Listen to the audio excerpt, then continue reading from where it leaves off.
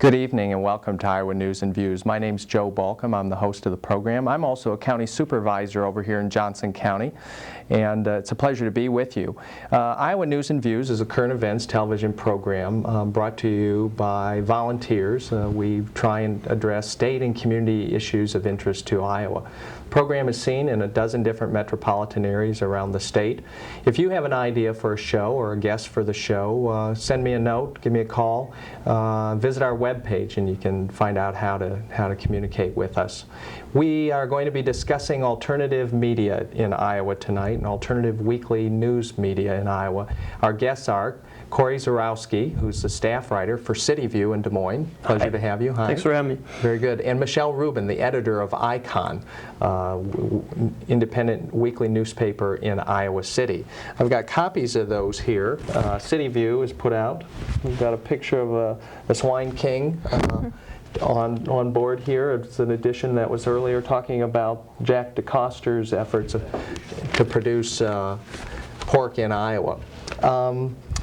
Michelle, let's start with you. What is the circulation of Icon, and what is your area of distribution? Our circulation is currently 9,000. We print 9,000 copies. We distribute in Iowa City and Coralville, and statistics show that 2.5 readers pick up each copy, or take a look at each copy. So that gives our readership to, well, we've adjusted it to about 20,000 in the Iowa City-Coralville area. Very good.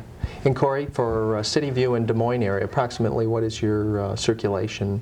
There are 36,000 issues are printed, and I'm no pro on demographics, but 3 point whatever people read it, so I think our readership is pretty close to 100,000 people. And it goes about 50 to 60 miles, radius around Des Moines. So reaching Ames, Adel, places like that. Sure, very good.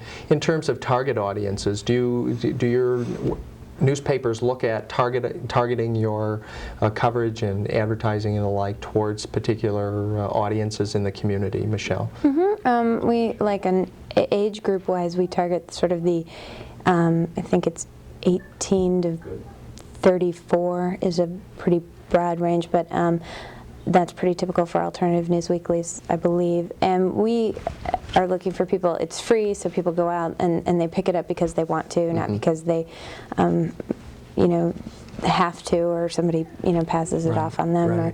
Or we are looking for people who are interested in finding out more about issues that they may read about in the daily papers that they may not get in-depth coverage from. We're targeted toward people who do things, who go see plays, go see art shows, that sort of thing, in terms of our entertainment coverage. And so we do a lot of previews and coverage of local arts and music scenes. So it's not only news, but information on local activities and the like. How about you, Cory? How does City View approach their audience? Well, I can't speak on behalf of our sales department, but if you look at our ads, we have quite a bit. Coffee shops, bike shops, things like that. You won't see any ads for prosthetics in there anytime soon. So, our market, it tends to be a younger market. People who don't typically read a daily newspaper anymore. From the editorial side, I don't think about who my audience is. I just think about this is a great story to tell and how to tell it. So, like I said, I can't speak on behalf of our sales department, but it's geared towards a younger crowd. Like I think 18 to 34 is a pretty, good ballpark. Sure. In terms of some of the stories that have been recently covered, as I mentioned at the onset of the show, City View did a very nice article on what's going on in swine production in the state of Iowa. Pork is one of our main industries, as well as poker and prisons, and they did a nice job with that. Icon did a story recently called the Progressive Index, which Michelle wrote with some help, but basically looking at state voting records. We have another alternative news weekly in the Quad City area called River City Reader, and they had a feature. They've done a number of nice features. This is one on welfare reform, the needy and the greedy. They recently had a feature on Social Security privatization, which was very good, and it's a topic that we actually covered on this show as well. In terms of talking about the target audience, these are all community issues. Are there political perspectives that we might find in alternative news weeklies that we might not find in, say, daily newspapers? I think so. I think that that such papers tend to be more progressive. I can't speak for all of them, of course, Sure. but they tend to lean toward the side of progressivity, so to speak. And I don't really have an explanation for that, other than a lot of what I find is interesting, that a lot of people talk about the media being, the mainstream media being very liberal. However, you have these alternative newspapers that crop up in response to things that aren't being covered by the mainstream media, that are more so, that are more progressive, more liberal. And so I find that that's sort of interesting, and it's very telling about how liberal or progressive those the mainstream maybe actually is. How does City View think about that? Is that something that, or just, as you mentioned a moment ago, you look for an interesting story and you go out and do it? I think depending on the hierarchy of the paper, their biases are going to play into that, Okay. where they stand in terms of the political spectrum. I think that alternatives get pegged as lefty, and when I see the word like progressive on a cover, I think liberal, and I don't know if that's fair or not. Sure. But I think that you don't want to back yourself into a corner, because once you get pegged that way, people will always, the liberal media is such a great cop-out, Right. So it's that liberal media, all the time. And I think that when you give yourself up as that, I think you do yourself and your paper a disservice. I think that the papers themselves are really made up by who runs the ship editorially. I can say my boss is a Democrat, but he'd be the first one to pull the switch if the state, decided to go ahead with capital punishment. So what do you call him then? A social democrat? I mean, I don't know. Sure. So, I think they tend to be more left-leaning, but I don't think you can just, paint them with a broad brush. Yeah. Very good. How does your news coverage differ from daily newspapers, Cory? I think that you can't compete with a daily on head-to-head. We can't compete on breaking news. We're not CNN, and we don't claim to be. But I think that you can do things that the mainstream, or not the mainstream media, but the dailies have, or the TV guys, well, they don't really count anyways, but what the daily paper forgets. DeCoster's a perfect example. They did a really glossy profile of DeCoster in the daily paper. They didn't talk anything about this guy and kind of where he came from, and the fact of what his track record suggests, and et cetera, et cetera, et cetera.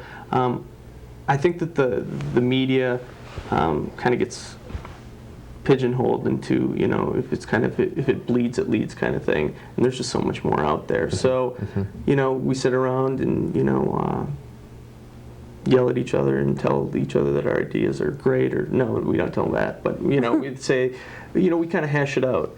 And if there's something that we feel that people have missed, perfect example is when Governor Branstad wanted to make divorce harder to get a divorce. Nobody touched it. Nobody touched it.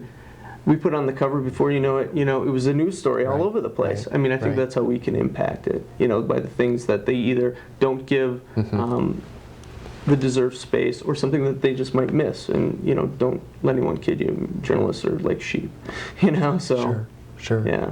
How about you, Michelle? How does ICON look at that? I agree with what Cory said for the most part. I think that we pretty much tend to perhaps even take an issue that the dailies may have already done in their day-to-day spot news coverage, and take a broader look, and maybe a more in-depth look, and look at the whole picture, maybe how it affects people, how it,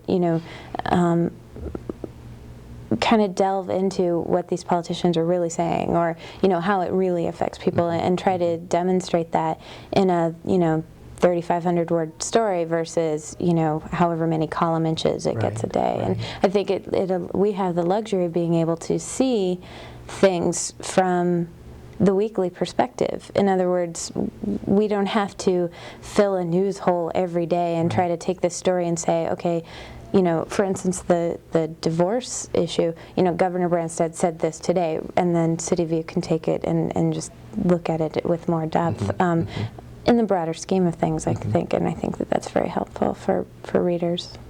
Well, news space is scarce, it seems to me, in the daily papers. I mean, that while they're producing something every day, news stories are very frequently very short and not a lot of in-depth coverage. And I assume space is actually fairly sparse in your publications as well. There's probably some competition. Right. But one huge difference in looking at some of these stories is they're developed. You know, there's a lot of perspective to it, and maybe it's in response even after a week or two of everybody else kicking it around, and then it's kind of all pulled together in one place. I think that's one of the values I see of these weekly newspapers, Right. of being in depth about things. I think that we can be like a hybrid between newspapers, daily newspapers, and magazines. We have the luxury to go into that with space and depth and have enough time to do that. How do you decide what features to cover or news events to cover? Is that kind of a debate in the newsroom about who's got the best idea this week? Yeah, it's ugly. I mean, we try to plan things out about 3 weeks in advance, but sometimes things come along and you kind of have to jump out at them. Sometimes, you know, DeCoster no one touched, and it didn't look like anyone was going to touch it anytime soon, so it wasn't as if it had to go 1 week or the next week. Sure.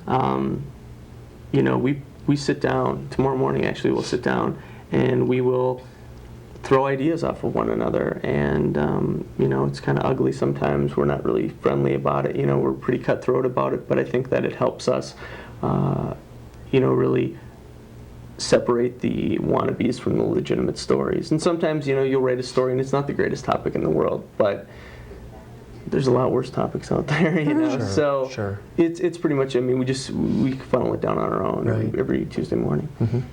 We actually don't do things, I guess, as sort of group-oriented as maybe they do at City View. We are, you know, we have a staff of a very sparse staff. Many of us editorially, the publisher and I are the only full-time people, and so our other editors, we all sort of bounce ideas for cover stories anyway. Off me, and then I try to find a writer, or other writers will pitch things. For us, it's sort of a, you know, try to figure out what we really want to do, what we really can do, and prioritize that way. What issues are important to the community? You know, what things are we going to be able to use our limited resources best on? And it's sort of an individual approach, I guess, because I have to do that for cover stories. The A&E editor has to do that for arts and entertainment. The news editor has to do that for news. So it's, but we all, I think, have sort of the same collective view that, you know, you get at City View, that you do that in a group. We sort of have that collective view because we all talk about, well, maybe I wouldn't have done it that way, you know, after the fact, and we're kind of developing that way, and so we have that sort of group view, I guess. That's good. That is always in our heads when we're trying to decide what to do, what's best for the paper overall. So. Cory, does City View do much investigative reporting in the course of doing a story? It depends on the story, you know. It really depends on the story. We had some things go down in Des Moines earlier this year about the federal government investigating the sheriff's department, you know, for things like corruption and you know, abusing inmates, things like that.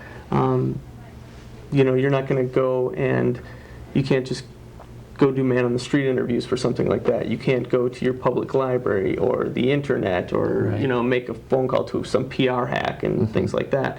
You have to dig for stuff, and a lot of it has to do with the sources that you've been able to cultivate. Sometimes, or a lot of the times, you get access to information just because somebody in a certain place really likes you, or thinks what you do is legit and things like that, and they're willing to help you. Depending on the story, though, I mean, it can go from, you could spend 2 hours researching a story to a point where I'm going to write a story in the next couple weeks, and it's been an ongoing thing since the end of February. So it just varies. How about Icon?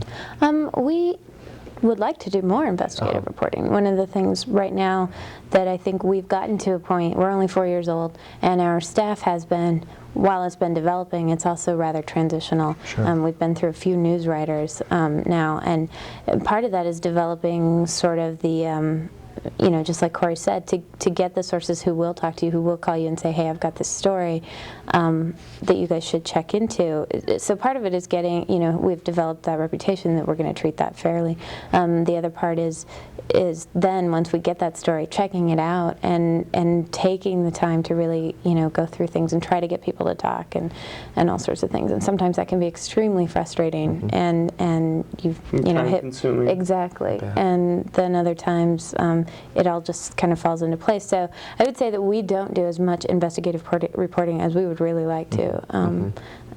And that's, I think we're growing into that a little bit more as we have more resources. That's good. That's good. Yeah. Sometimes you have to, you have space to fill that given week. Right. You have a finite number of people filling that space. So, whereas you might have a story that's 2 or 3 weeks down the road, you still have to fill a paper. You still have to write about and take care of this the next issue. And that's where. And that's where if you look at like big daily newspapers that make tons of money, they don't do a lot of investigative reporting because it costs money and takes time to do that. So as opposed to talking about, the port queen in town for the day or something. Right. Good point.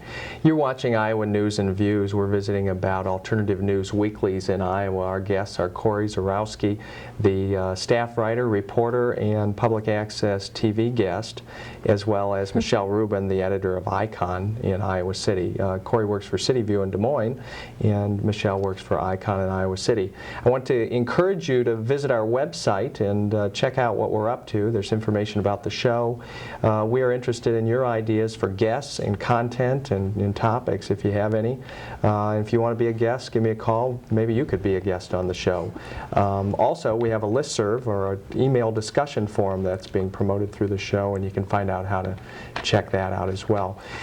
Back to our topic, do your newspapers have websites up and running? No. No? They cost money. They cost Actually, we have been able to, through some trade advertising, actually gotten someone to kind of help us get set up, and then we do most of it in-house. The publisher actually does it. It's not always as timely. Sometimes the current issue doesn't always get up until the next week, unfortunately, because it's not, that immediate priority, because it does take time to hire someone to do that every week, but or money to hire someone. But it's I find that we also have back issues, so that's very helpful for people too, I think. We tried to start a discussion group as well, but that hasn't been going as well. Yeah, but so if you check out our website, check out the Icon forum. And so you could search on Icon probably and find you. It's www.geonet.com/icon. All right. Are we ever going to get it with these long? It's kind of clumsy. In terms of editorial positions of your news weeklies, how do your papers address questions of editorial positions on community issues, Michelle? One of the ways that we do that is through, I think, the direction of the publisher, Aaron Wolf, and I. We kind of work together and we have a good idea of what we would like to see the paper sort of represent. I guess the idea is that we'd like to see the paper represent. And so we have a good idea if something comes in and we absolutely don't think that that's something that we want to promote, for lack of a better word, or the position we want to take. We'll know that that's not, we won't put it in the paper. Otherwise, we're pretty, I think we've hired people, columnists and writers, who have a good idea of what we're about and what we're trying to do, and what we do want and what we don't want, and we kind of let them decide where they want to take things. I have a column that I do have to run through the publisher, just because since I'm speaking sort of as a staff person as well as co-owner of the paper, and for me personally, I sort of have to make sure that it's copacetic with him. But other than that, it sort of falls together. I mean, I don't know how better to say it, but it seems that we attract people who are kind of in the same position, I guess, as we are. So. I see. How about you, Cory? I have no idea how to answer that question. Really? So do you have columns, and do people write columns for No, the my paper? editor banned me from writing columns. He just said I ranted. So I'm not allowed to do it anymore. But we have other people who I guess are more articulate than I, who are allowed to do that and just don't decide to spout off or say tender words. But yeah, I've been forbidden to write columns. So does City View have an editorial position that the publisher or the editor We have, actually does? in our masthead, we have one, but that was done by the publisher and not necessarily by the editorial staff. I think that different stories invoke different reactions. Some people hate your guts. Some people will love you. But I guess the worst thing that could possibly happen is that if someone goes through the paper and just comes away and doesn't get anything out of it. Right. And so, you'd like to think that you're part of the legion of good out there as opposed to the legion of evil. But you can't go out and try to please everybody. You have to stay true to yourself as well, and to the people surrounding you and to the people who run the paper, and just try to.